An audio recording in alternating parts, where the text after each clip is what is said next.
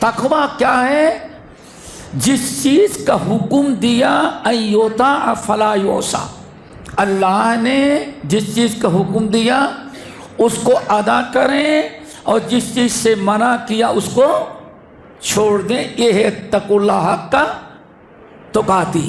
برائیاں چھوڑنے کا نام تقوی نہیں ہے، برائیوں کو چھوڑنے کا نام تقوی ہے، اور اللہ کے احکام کی پابندی کرنے کا نام بھی تقوی ہے۔ اسی لیے صحابہ کہتے ہیں پہلا رکن کیا ہے تقوی کا؟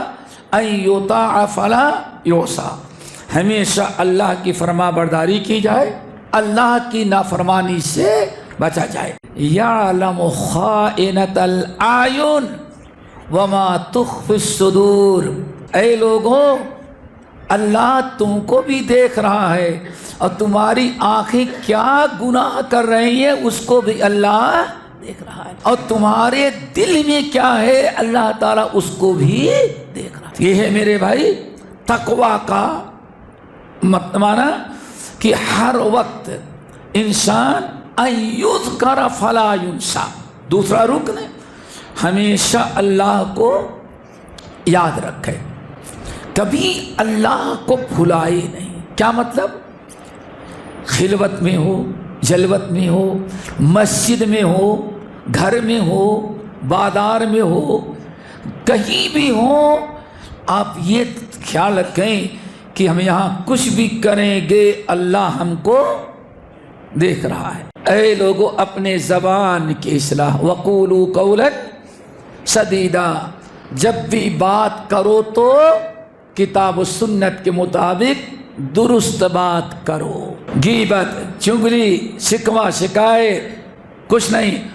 اور سب سے بڑا قول سدید ہے اس سے توحید کی دعوت دی جائے، شرک کی دعوت نہ دی جائے، اس سے سنت کی دعوت دی جائے، بدعت کی دعوت نہ دی جائے۔ اگر تم نے یہ کر لیا تو ہمیشہ اللہ تم کو نیک اعمال کی توفیق دے گا۔ وَيَغْفِرْ لَكُمْ، اگر کبھی شیطان یا نفس امارہ تم سے کوئی گناہ کروا دے گا تو فوراً اللہ تعالیٰ تمہارے دل میں توبہ استغفار کی فکر پیدا کر دے گا۔ بسم اللہ الرحمن الرحیم، الحمدللہ رب العالمین، والصلاة والسلام علی سید الاولین والآخرین وعلى آلہ واصحابہ اجمعین ومن تبعہم بإحسان الی یوم الدین، اما بعد، فاعوذ باللہ السمیع العلیم من الشیطان الرجیم، بسم اللہ الرحمن الرحیم۔ یا ایھا الذین آمنوا اتقوا اللہ وقولوا قولا سدیدا یصلح لکم اعمالکم ویغفر لکم ذنوبکم ومن یطع اللہ ورسولہ فقد فاز فوزا عظیما۔ محترم حضرات، دینی بھائیوں، دوستو، اسلامی ماں اور بہنوں، ہم نے سورۃ احزاب کی آخری آیات میں سے ایک بڑی مشہور آیت تلاوت کی ہے، جس موضوع پر کچھ گفتگو کا مشورہ دیا گیا ہے، اسی کی مناسبت سے ہم نے یہ آیت تلاوت کی ہے۔ اور اسی آیت کی روشنی میں کچھ باتیں آپ حضرات کے سامنے رکھیں گے۔ دعا کرو کہ اللہ ہم سب کو عمل کے توفیق نصیب فرمائے۔ رب العالمین نے اس آیت میں اہل ایمان کو دو چیزوں کا حکم دیا ہے، دو نہایت اہم باتیں ہیں جن کا اللہ رب العالمین نے اس آیت میں حکم دیا ہے۔ نمبر ایک، اے ایمان والو اتقوا اللہ۔ نمبر دو، وقولوا قولا سدیدا۔ اے ایمان والو تم اللہ تعالیٰ کا تقوی اختیار کرو، اور نمبر دو، وقولوا قولا سدیدا، ہمیشہ بات کرو تو قول سدید کی بات کرو۔ تو یہ دو لفظ ہیں، ایک تقوی اللہ اور دوسرے قول سدید۔ اور اللہ وعدہ فرما رہے ہیں کہ اگر یہ دونوں چیزیں تم نے اپنا لیا، ان کی پابندی کی، تو ایک تو یصلح لکم اعمالکم، اللہ جب تک تم زندہ رہو گے تمہارے اعمال کی اصلاح کرتے رہیں گے، نیک اعمال کی توفیق دیں گے، اور وعدہ کیا ویغفر لکم، اگر کبھی تم سے گناہ سرزد ہو گیا تو اللہ تعالیٰ تمہیں توبہ استغفار کے توفیق دے گا اور تمہاری مغفرت کر دے گا۔ ایک تو یہ ہے۔ نمبر 2، وَقُولُوا قَوْلًا سَدِيدًا، اور ہمیشہ بات کرو تو قول سدید، یہی دو چیزیں سمجھنا ہے، تقوی اللہ اور قول سدید۔ تقوی کیا کہے؟ تقوی کا حکم قرآن مجید میں بہت سارے مقامات پر دیا ہے۔ اللہ رب العالمین نے سورۃ آل عمران کے اندر بڑے واضح طور پر فرمایا، یا ایھا الذین آمنوا اتقوا اللہ حق تقاتہ، ایمان والو تم اللہ تعالیٰ سے ڈرو۔ کس چیز سے ڈرنا ہے؟ اللہ تعالیٰ سے ڈرو، یعنی اگر تمہارے اندر فکر ہو کہ اگر ہم اللہ تعالیٰ کی فرما برداری نہیں کریں گے تو اللہ تعالیٰ ہمیں عذاب دے گا، سزا دے گا، نافرمانی کے عذاب سے ڈرو، اللہ کی پکڑ سے بچو۔ نمبر 2، اللہ نے جن چیزوں سے منع کیا ہے اگر ہم وہ چیزیں ترک نہیں کریں گے، وہ چیزیں کریں گے تو اللہ ہم سے ناراض ہوگا، اور جب ناراض ہوگا تو ہمیں سزا دے گا۔ یہ ہے تقوی کا مطلب۔ اسی لیے حضرت جابر بن عبداللہ، عبداللہ بن عباس، عبداللہ بن مسعود رضوان اللہ علیہم اجمعین سورہ آل عمران کی آیت یا ایھا الذین آمنوا اتقوا اللہ حق تقاتہ، ایمان والو تم اللہ تعالیٰ سے ڈرو جتنا ڈرنے کا حق ہے، یعنی اللہ تعالیٰ سے ڈرنا بھی ہے، اتنا ڈرنا ہے جتنے سے ڈرنے کا حق، تقوی کا حق ادا ہو جائے۔ تقوی کا حق کیا ہے؟ اللہ تعالیٰ سے اتنا ڈرو جتنا ڈرنے کا حق ہے۔ تو یہ صحابہ کرام کہتے ہیں تقوی کے 3 ارکان ہیں، جب 3 چیزیں بیک وقت آدمی اپنے اندر پیدا کر لے گا تو کہا جائے گا یہ اللہ تعالیٰ سے اتنا ڈرا جس سے تقوی کا حق ادا ہو گیا۔ انہی تینوں چیزوں کو سمجھیں۔ نمبر 1، ان یطاع فلا یعصى، نمبر 2، وان یذکر فلا ینسى، نمبر 3، ان یشکر فلا یکفر۔ ایک وقت میں اللہ تعالیٰ کے متعلق ہم یہ تینوں چیزیں اپنائیں اور ان پر عمل کریں تو اسے تقوی کا حق ادا ہوتا ہے۔ نمبر 1، ان یطاع فلا یعصى، ہمیشہ اللہ تعالیٰ سے اللہ کی فرما برداری کریں اور اللہ کی نافرمانی سے بچیں۔ دیکھو دوستو، آج بڑا عجیب زمانہ آیا ہوا ہے۔ آج آدمی سوچتا ہے کہ زنا کرنا گناہ ہے، اور ہر ایک زنا کو بہت بڑا گناہ کہے گا، ٹھیک ہے نا؟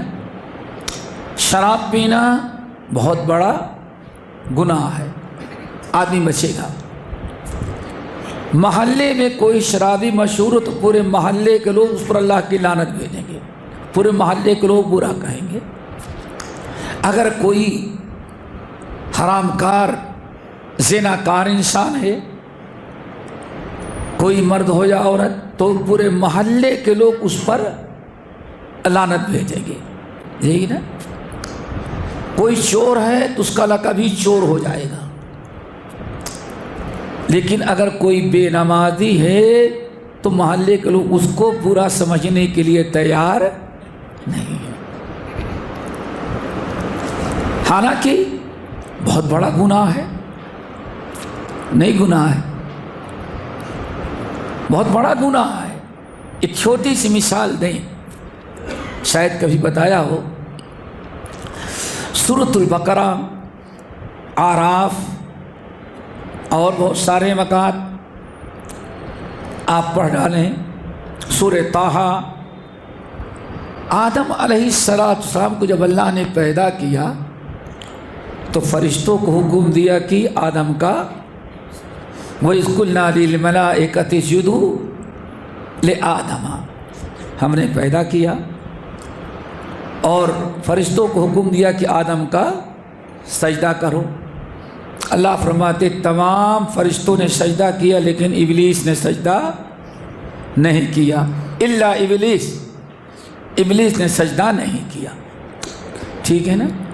ابا واستکبر، کبر کیا اور کبر غرور اور سجدہ کرنے سے انکار کر دیا، ٹھیک ہے نا، وہ تو ابلیس بن گیا۔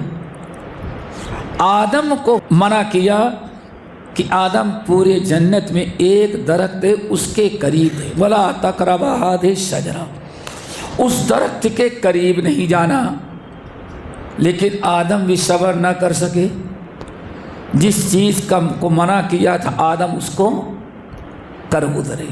کیا خیال ہے؟ دونوں سے غلطی ہوئی نا، دونوں نے اللہ کی نافرمانی کر ڈالی، ابلیس نے بھی اللہ کی نافرمانی کی اور آدم اور حوا نے بھی اللہ کی نافرمانی کر ڈالی، دونوں کیا۔ ابلیس نے، اللہ نے سجدہ کرنے کا حکم دیا کہ اطاعت کرو، میری بات مانو، اس نے اللہ کی بات ماننے سے انکار کیا، اور یہ بھی ساتھ میں کہا کہ دوسری آیت انا خیر منہ، اللہ نے پوچھا ابلیس ہم نے تمہیں آدم کا سجدہ کرنے کا حکم دیا اور تو نے انکار کر دیا، کس چیز نے منع کیا؟ تو کہتا ہے اللہ انا خیر منہ، میں دلیل پر عمل کرتا ہوں، ہمارے پاس دلیل ہے، کیا؟ انا خیر منہ، میں آدم سے افضل ہوں۔ تو آپ کا کام آتا کہ ہم افضل ہیں تو آدم کو حکم دیتے کہ میرا سجدہ کریں، لیکن آپ نے ہم کو حکم دیا کہ آدم کا سجدہ کریں، حالانکہ وہ انا خیر منہ، میں آدم سے اچھا ہوں۔ کیوں؟ دلیل خلقتنی من نار، ہمیں آگ سے پیدا کیا، آدم کو مٹی سے پیدا کیا جو قدموں سے رودی جاتی ہے، ٹھیک ہے۔ ابلیس نے اللہ کا حکم ٹھکرایا اور اپنی دلیل دیا، حجت بازی کر رہا ہے۔ اور آدم علیہ السلام کو اللہ نے کیا کہا؟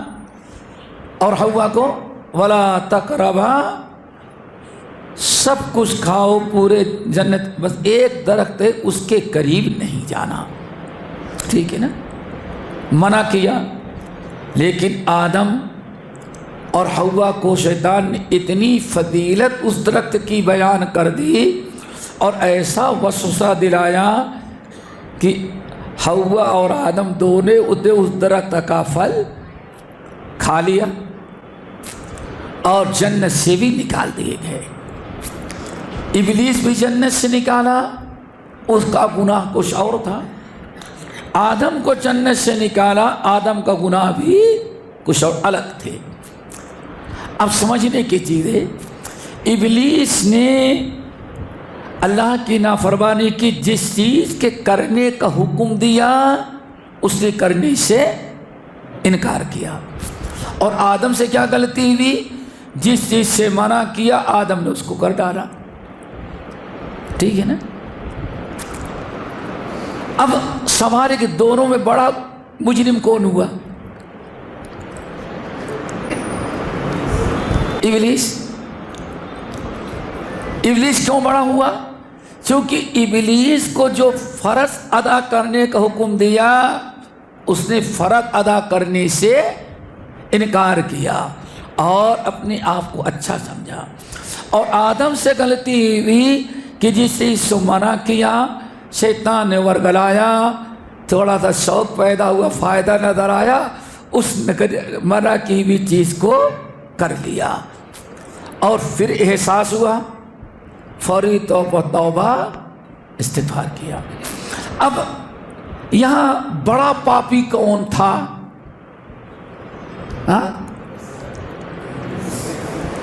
सब जानते हैं कि बड़ा मुजरिम, बड़ा गुनहगार कौन था? इबलीस। और छोटा पापी आदम।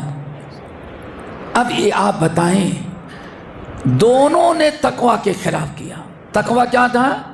कि जिस चीज़ का अल्लाह ने हुक्म दिया उसको अदा करें और जिस चीज़ से मना किया उसको छोड़ दें। तमाम अहले इल्म के नज़दीक इबलीस बड़ा पापी है और आदम छोटा पापी। अब एक बात कहते हुए तो अच्छा नहीं लगता, लेकिन कह दूँ, नाराज़ नहीं होइएगा। एक इंसान मोहल्ले में शराब पिए तो सारे मोहल्ले के लोग उसको बुरा कहें।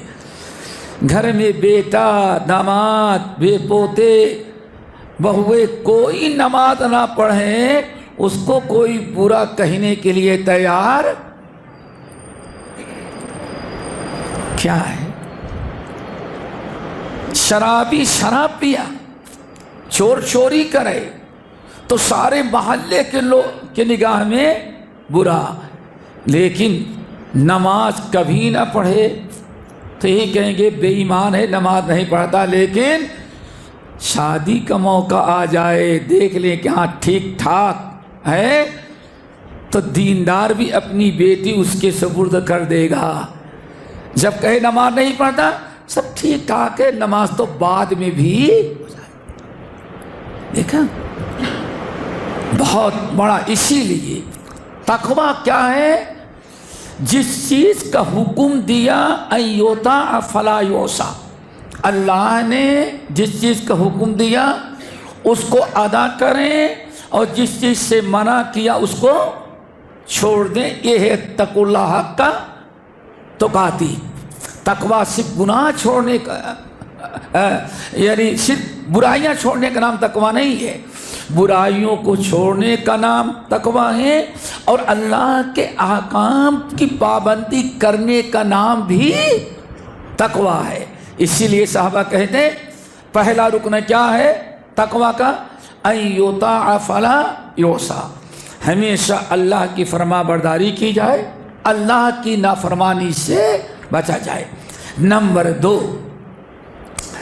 अय्युज़करा फला युनसा, तकवा ये है कि हर वक्त बंदा अल्लाह ताला को अपने ऊपर ये तसव्वुर कि अल्लाह हमको देख रहा है, हम जहाँ भी हैं अल्लाह हमें देख रहा है। आप खलवत में हो, मस्जिद में हैं, आप अल्लाह ताला का डर कि अल्लाह हमको देख रहा है। हम लोगों ने सुना होगा कुछ मंचलों ने नबी अलैहिस्सलाम के ज़माने में थे, सबसे आखिर में नमाज पढ़ते थे। कहाँ? पिछली सब में। कहाँ पढ़ते थे? अगली सब में नहीं पढ़ेंगे, बीच वाले में, सबसे आखिर में। बहुत कुछ ऐसे थे, सब तो उसमें कुछ मुनाफिकीन भी थे ना, कलमा पढ़ते थे, जाहिर करते थे। सबसे पीछे क्यों पीछे पढ़ते थे? उस ज़माने में औरतों की अभी अलग एरिया नहीं था, मर्दों के पीछे औरतें खड़ी होती थी। सबसे पहले मर्द, उसके बाद बच्चे, उसके बाद औरतें। तो कुछ लोग पीछे बैठते सबसे आखिर में, और जब सजदे में जाते तो पेशानी नहीं टेकते और नीचे से औरतों को देखते थे।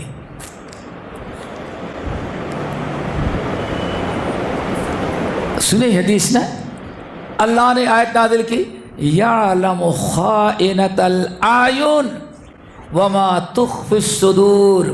قرآن مجید کی آیت نازل ہوئی، اے لوگوں اللہ تم کو بھی دیکھ رہا ہے اور تمہاری آنکھیں کیا گناہ کر رہی ہیں اس کو بھی اللہ دیکھ رہا ہے. وما تخفی الصدور، اور تمہارے دل میں کیا ہے اللہ تعالیٰ اس کو بھی دیکھ رہا ہے. اللہ اکبر. یہ ہے میرے بھائی تقویٰ کا معنی کہ ہر وقت انسان ان یذکر فلا ینسیٰ. دوسرا رکن ہے ہمیشہ اللہ کو یاد رکھے، کبھی اللہ کو بھلائے نہیں. کیا مطلب؟ خلوت میں ہو، جلوت میں ہو، مسجد میں ہو، گھر میں ہو، بازار میں ہو، کہیں بھی ہو، آپ یہ خیال رکھیں کہ ہم یہاں کچھ بھی کریں گے اللہ ہم کو دیکھ رہا ہے. اللہ کو یاد رکھیں. کوئی ایسی جگہ نہیں جہاں آپ اللہ کی یاد سے غافل ہو جائیں. اسی لیے سنن ترمذی، ابن ماجہ، مسند احمد بن حنبل وغیرہ کی روایت بڑی مشہور حدیث، حضرت معاذ بن جبل رضی اللہ تعالی عنہ کو جب نبی علیہ السلام یمن کا گورنر بنا کر کے بھیج رہے تھے، داعی اور مبلغ اور گورنر بنا کر کے، تو نبی علیہ السلام 3 نصیحتیں کی تھیں. ان میں ایک نصیحت کیا تھی؟ یا معاذ، سب سے پہلی نصیحت یا معاذ اتق اللہ حیث ما کنت، جہاں بھی رہنا یاد رکھنا کہ اللہ تیرے ساتھ ہے.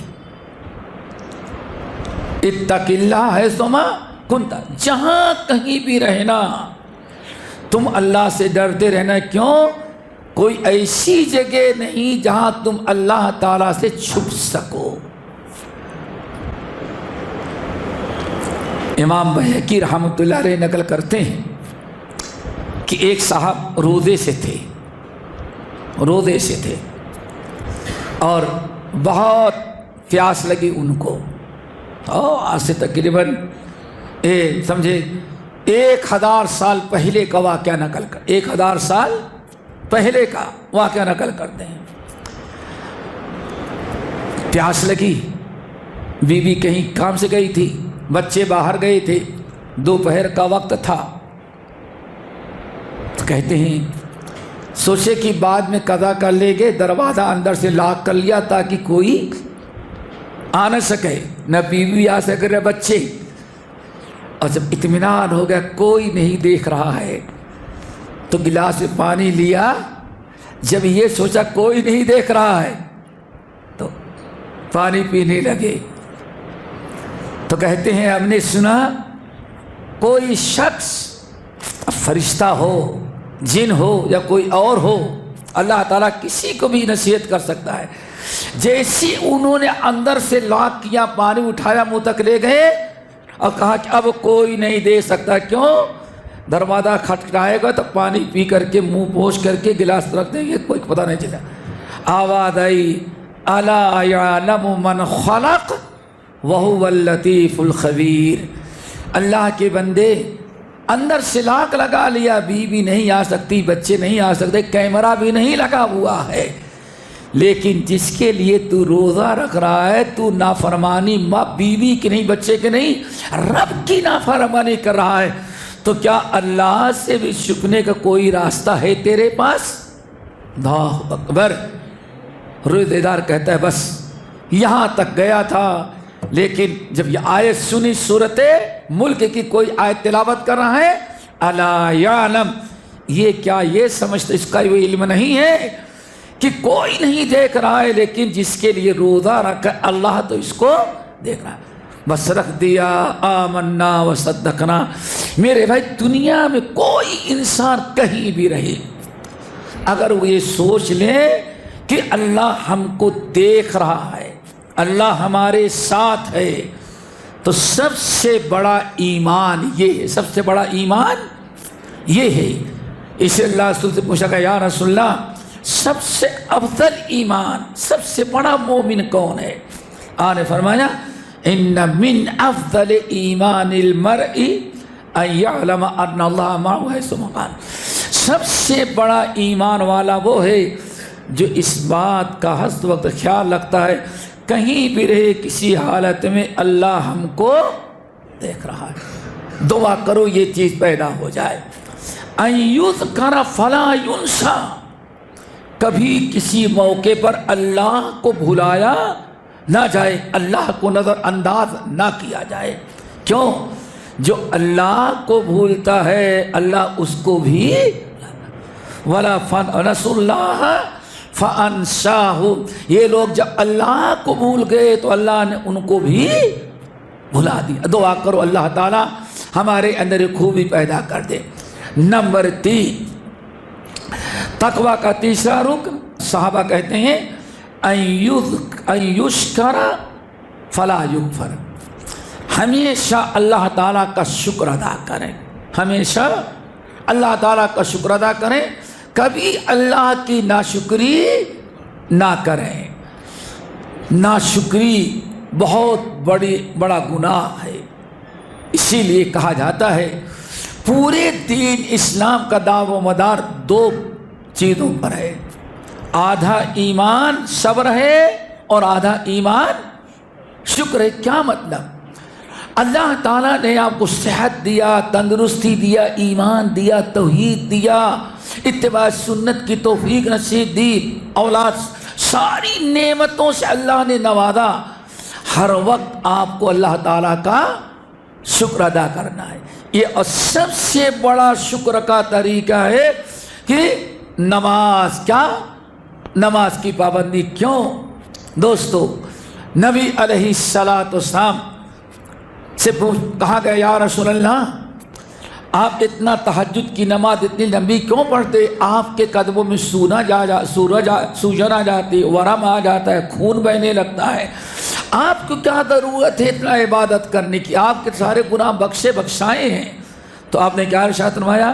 سب سے بڑا کرم میرے اوپر کیا کہ میرے اگلے پچھلے گناہ بھی معاف کر دیا، تو افلا اکون عبدا شکورا، کیا سب سے زیادہ عبادت کر کے ہم اپنے رب کا شکر ادا نہ کریں؟ دوستو دعا کرو ان یشکر، اللہ تعالیٰ کا تقوی کا ایک بڑا حصہ یہ ہے کہ اللہ تعالیٰ کی نعمتوں پر شکر کریں، ناشکری نہ کریں۔ ناشکری کفر کا ہے، ناشکری ایسا گناہ ہے جس کو اللہ رب العالمین کفر سے تعبیر کیا ہے۔ فاذکرونی اذکرکم واشکروا لی ولا تکفرون، شکر ادا کرو کفر نہ کرو، سمجھ گئے نا؟ تو یہ ہے میرے بھائی، یا ایھا الذین آمنوا اتقوا اللہ حق تقاتہ، اور جو آیت میں نے پڑھا تھا یا ایھا الذین آمنوا اتقوا اللہ وقولوا قولا سدیدا، سورہ احزاب کی آیت۔ حضرت ابو سعید الخدری رضی اللہ تعالیٰ عنہ سے مفسرین کی، اہل علم کی ایک بڑی جماعت نقل کرتے ہیں، کہتے ہیں اذان ظہر دی گئی، اذان ظہر دی گئی، مسجد میں اللہ کے رسول بھی موجود تھے، صحابہ کرام موجود ہیں، اذان ظہر دی گئی، جماعت کا لوگ انتظار کر رہے ہیں۔ آپ کے تکبیر تحریمہ کہنے کے پہلے وہی نازل ہو گئی، یا ایھا الذین آمنوا اتقوا اللہ وقولوا قولا سدیدا، آیت نازل ہوئی۔ نبی علیہ السلام نے امامت کی نماز پڑھائی۔ نماز پڑھانے کے بعد آپ نے تمام مردوں کو حکم دیا علیکم، بیٹھے رہو، اٹھو نہیں۔ سب لوگ بیٹھے رہے تو اللہ کے رسول فرمایا اللہ نے ابھی وحی نازل کی ہے، یا ایھا الذین آمنوا اتقوا اللہ وقولوا قولا سدیدا یصلح لکم اعمالکم ویغفر لکم ذنوبکم ومن یطع اللہ ورسولہ فقد فاز فوزا عظیما۔ پھر ابو سعید خدری رضی اللہ عنہ کہتے ہیں اس زمانے میں مائک نہیں تھا، عورتیں دور بیٹھتی تھیں سلام پھیرنے کے بعد، مردوں کو یہ آیت سنا دینے کے بعد نبی علیہ السلام عورتوں کے حصے میں گئے، یا معاشر النساء علیکن بمجالسکن، اے عورتوں خبردار کوئی اٹھے نہیں، ہر عورت اپنی جگہ پر بیٹھا رہے۔ پھر آپ نے آیت تلاوت کی، اس سے اندازہ لگتا ہے کہ کتنی اہم آیت ہے۔ بہرحال دوستو، اس آیت میں اللہ رب العالمین دو چیزوں کو حکم دیا۔ نمبر ایک تقوی اللہ۔ تقوی اللہ تو سمجھ گئے نا، جو کچھ کرنا ہے اللہ کے ڈر سے، اور جو کچھ چھوڑنا ہے وہ بھی اللہ کے ڈر سے۔ گناہ برائی اس لیے نہیں چھوڑیں کہ پولیس دیکھ رہی ہے، لوگ دیکھ رہے ہیں، اور ہمارے نوجوان ہیں، جوان بھی ہو سکتا ہے بوڑھے بھی ہوں،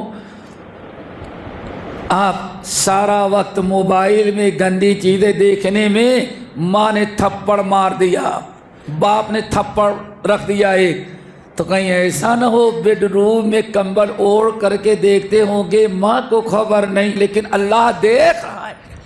جس کی نافرمانی کرے وہ آپ کو دیکھ رہا ہے۔ ان اللہ کان علیکم رقیبا۔ انسان اس چیز کو سوچے کہ کہاں ایک انسان گناہ چھوڑتا ہے، باپ کی وجہ سے، ماں کی وجہ سے، شوہر کی وجہ سے، بیوی کی وجہ سے، پولیس کی وجہ سے۔ اس کو تقوی نہیں کہتے، کیوں؟ باپ نہیں ہوگا تو کریں گے، لوگ نہیں دیکھیں گے تو کریں گے، پولیس کا ڈر نہیں ہوگا تو آپ کریں گے، کیوں؟ آپ ڈر ہیں کس سے؟ پولیس کے ہاتھ نہ لگ جائیں، ماں باپ نہ دیکھ لے۔ لیکن اگر اللہ کے ڈر سے آپ گناہ چھوڑیں گے تو مسجد میں بھی چھوڑیں گے، کسی کا جوتا نہیں لے کے جائیں گے، اور بند کمرے میں بھی اللہ تعالیٰ کے خوف سے برائیاں چھوڑیں گے۔ کیوں؟ کیونکہ جس کو حساب دینا، جس کی نافرمانی کریں، وہ آپ کو بند کمرے میں بھی دیکھ رہا ہے۔ تو دوستو، تقوی کی بڑی ضرورت۔ اللہ نے فرمایا اے ایمان والو اللہ تعالیٰ سے ڈرو۔ اور تقوی کا تعلق کہاں سے ہے بیٹے؟ دل میں کیا ہونا چاہیے؟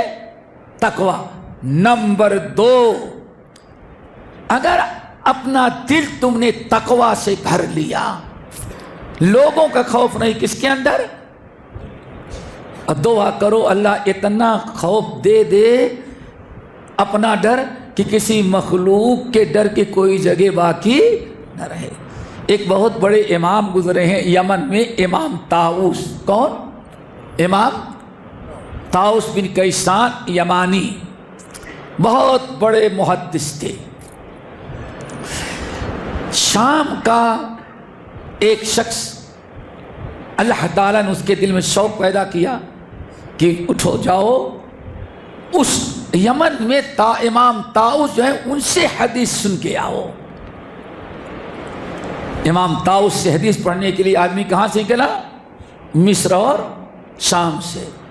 جانیے معلوم ہے اس وقت پیدل سفر ہوتا تھا، مہینوں کا سفر طے کر کے پہنچا، یمن پہنچا،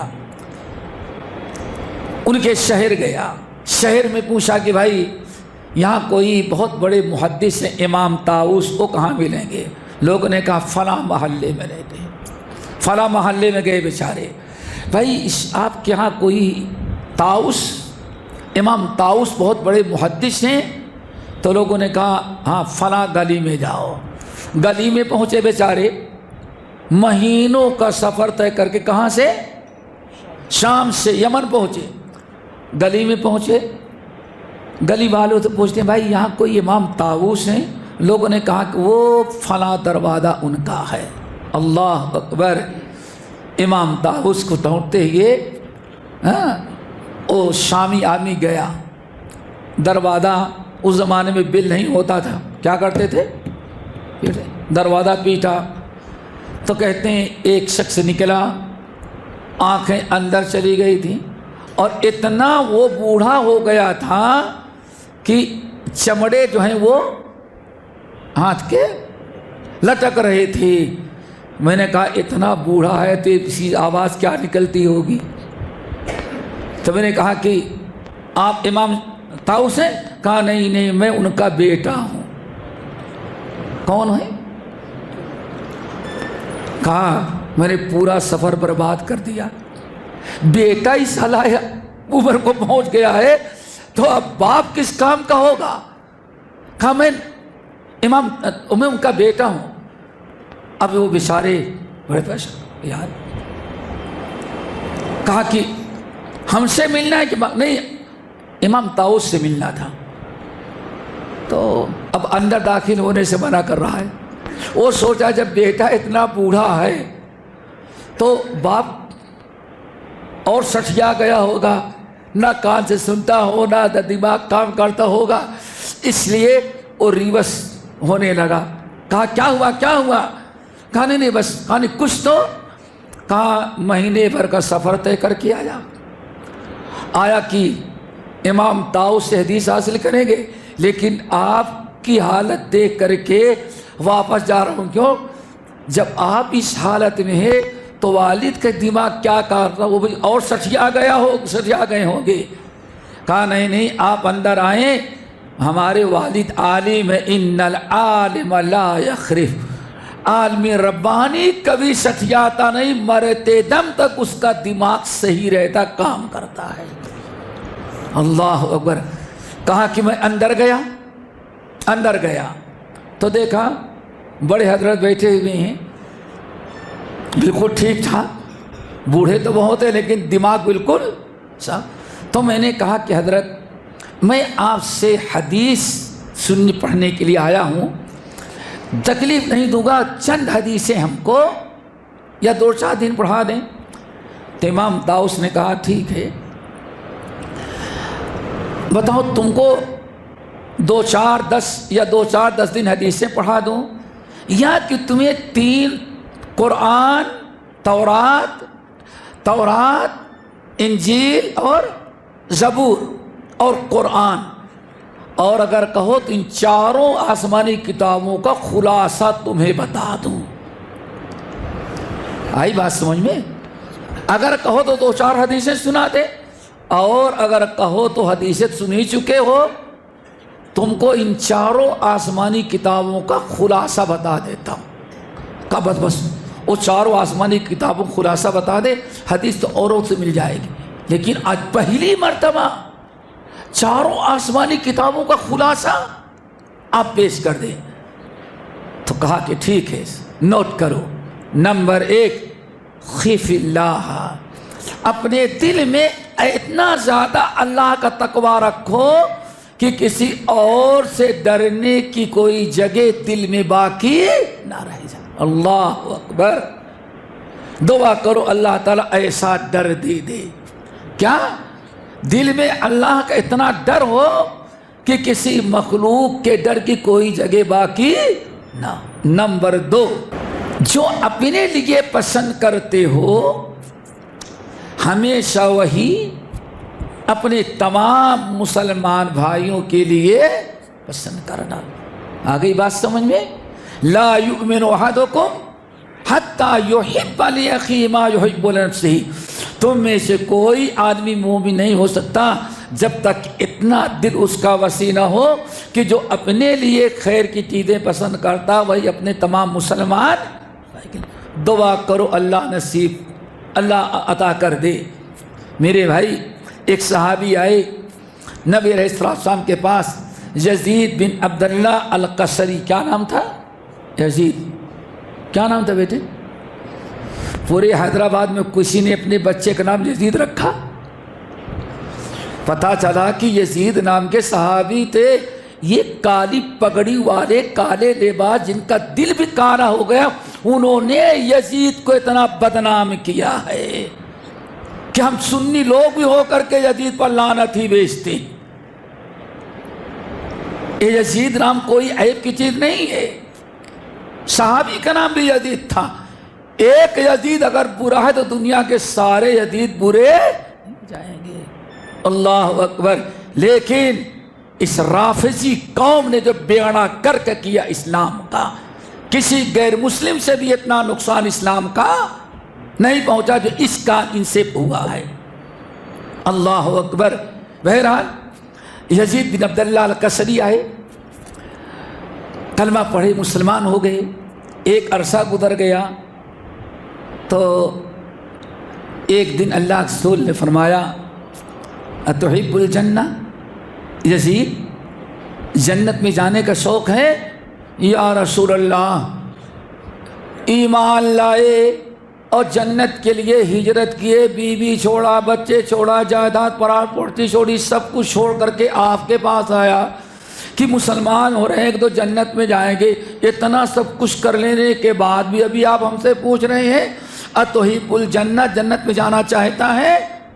اللہ رسول بتائیں اور کیا کرنا پڑے گا؟ وہ بھی کرے تو ہم کو جنت تو چاہیے ہی، جنت ہی کے لیے سب کچھ کیا۔ آپ نے فرمایا اگر جنت چاہتے ہو تو آج تک جتنا کچھ تم نے کیا ہے ابھی وہ جنت میں جانے کے لیے کافی نہیں ہے۔ اللہ رسول کیا چاہیے؟ آپ نے فرمایا اگر جنت میں جانا ہے تو جتنا آج تک کرے اتنا کرو، اور ایک بات اور اس پر عمل کرنا پڑے گا، ان تحب لاخیک ما تحب لنفسک، اپنے لیے جو پسند کرتے ہو وہی اپنے تمام مسلمان بھائیوں کے لیے پسند کرو کہ تب کہیں جنت میں جاؤ گے۔ کیا خیال ہے اگر اسی نصیحت عمل کر لیا جائے تو کسی مسلمان بھائی سے حسد کریں گے؟ کسی سے کینہ کپٹ رکھیں گے؟ کسی کو نقصان پہنچائیں گے؟ ضرورت اس بات کی ہے دوستو، اس حدیث پر غور کریں۔ تو امام طاؤس کی بات چل رہی تھی، پہلی بات کیا تھی؟ چاروں آسمانی کتابوں خلاصہ کیا تھا؟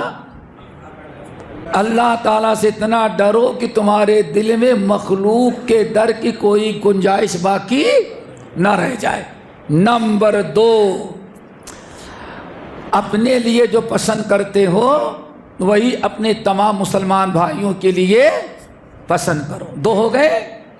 ابھی آپ نے سنا اللہ نے کیا فرمایا؟ جب تک انسان کتنا بھی نیک عمل کرے، جب تک اس کے دل میں یہ جذبہ نہ ہو کہ جو اپنے لیے پسند کرے خیر و برکت ہوئی اپنے مسلمان بھائی کے لیے، دعا کرو بھی پیدا ہو جائے۔ نمبر 3، اللہ تعالیٰ سے اتنی اچھی امید رکھو، اتنی اچھی امید رکھو کہ غیروں سے امید کی کوئی جگہ باقی نہ رہ جائے۔ اللہ اکبر، سمجھ گئے نا؟ اللہ تعالیٰ سے اتنی اچھی امید رکھو کہ مایوسی کی اور غیروں سے امید کی کوئی توقع جگہ باقی نہ رہ جائے۔ تو یہ 3 چیزوں کو تین چیزیں سنی اور واپس آگے۔ بہرحال بات چلی تقویٰ کی۔ نمبر 2، یا ایھا الذین آمنوا اتقوا اللہ وقولوا قولا، اے لوگو اپنے زبان کی اصلاح، وقولوا قولا سدیدا، جب بھی بات کرو تو کتاب و سنت کے مطابق درست بات کرو۔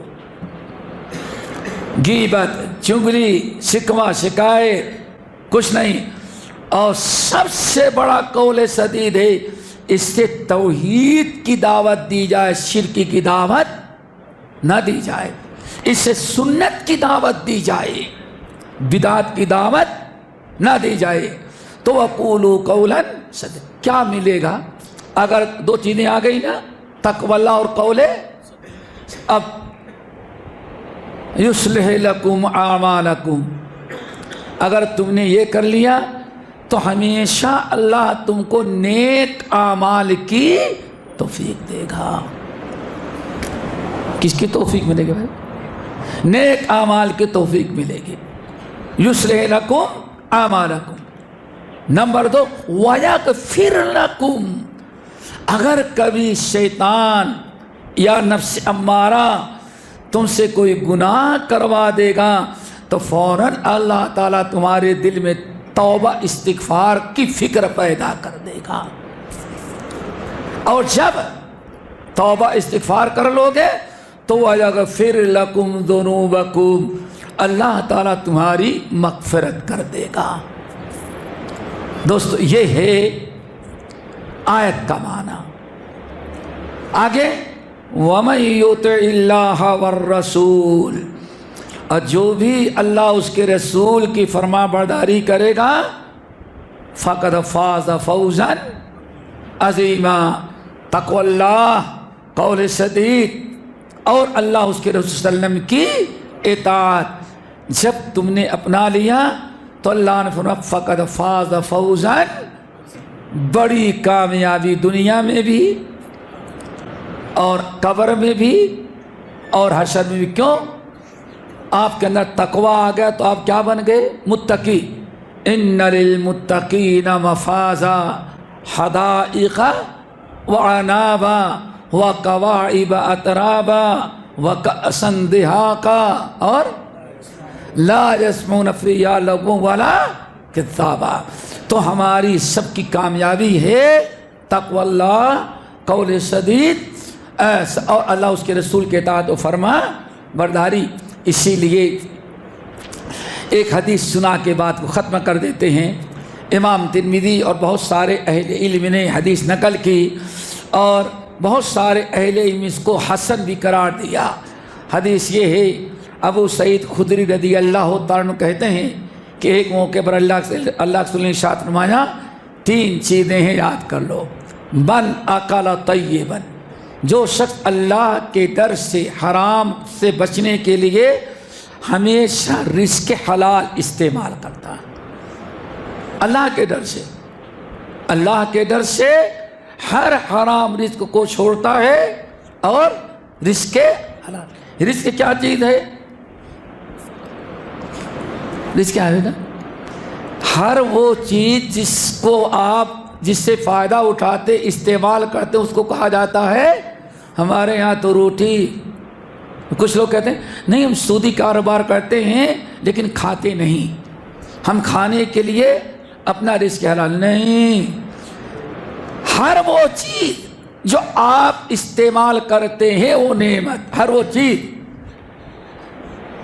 اس کو کیا کہا جاتا ہے؟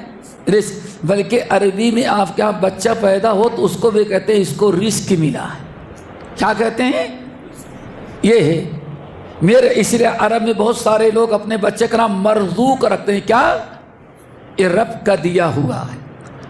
تو ہر وہ چیز میرے بھائیوں جو آپ استعمال کرتے ہیں اس کا نام کیا ہے؟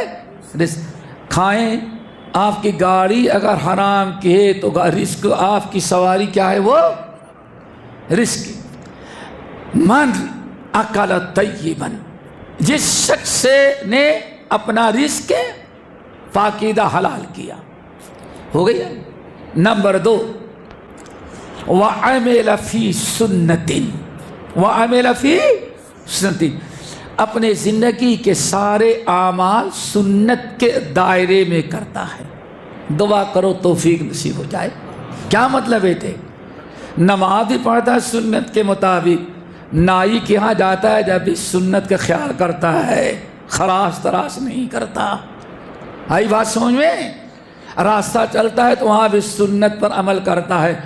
اور جب شادی حالوں میں جاتا ہے تو وہاں بھی باپ دادا کا رسم و رواج نہیں بلکہ سنت کا خیال.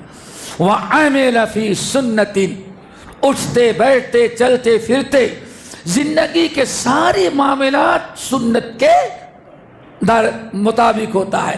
ہر لحظہ ہے مومن کی نئی آن نئی شان، گفتار میں کردار میں اللہ کی برہان.